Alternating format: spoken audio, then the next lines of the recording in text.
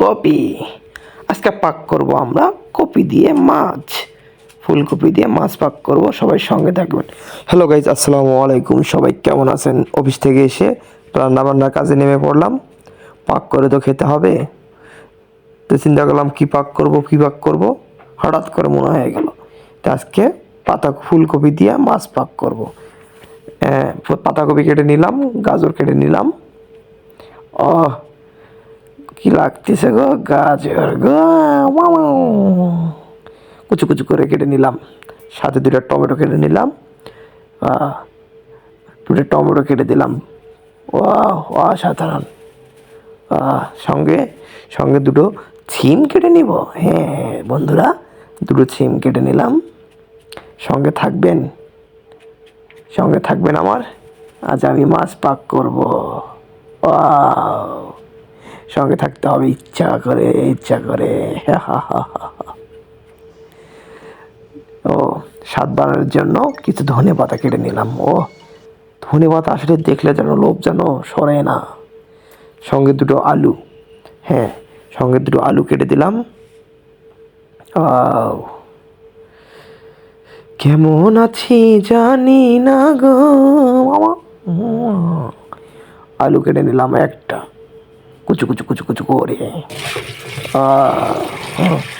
ও কচার মচার কাছে shampoo wheel দিয়ে ভালো করে পরিষ্কার করে নিলাম। দেখছ, ভালো করে পরিষ্কার করে নিলাম।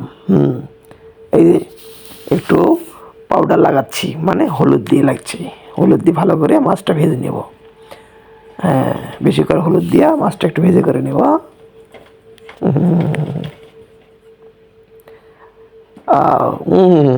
খাবো খালি, আজ খালি মাছ খাবো। এই যে এক পাখানে তেল ঢেলে নিলাম, পেঁয়াজগুলো একটু মশ মশ মশ করে ভেজে নিচ্ছি।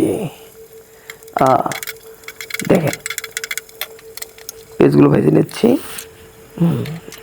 একটু মরিচ গুঁড়ো, হলুদের গুঁড়ো, কিছু মশলা দিয়ে দিলাম।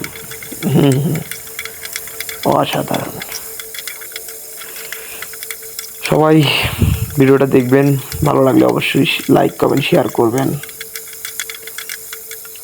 পাশে থাকবেন ইনশাল্লাহ। আর সবারই দাওয়াত রইল, সবাই আসবেন।